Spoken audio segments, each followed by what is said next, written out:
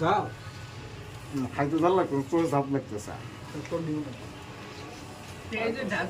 মানে পেঁয়াজ কাটছি যে যার যে সমস্যা আছে সমস্যার সমাধান মনে করে রোজার মাসে ফিল পাচ্ছে ভাই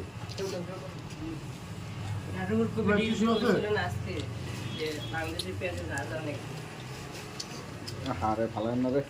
জিনিসটা সুন্দর হয়েছে কিন্তু জালটা একটু কড়া হয়ে গেছে জালটা একটু কড়া হয়ে গেছে জিনিসটা সুন্দর হয়েছে চাল করা হয়েছে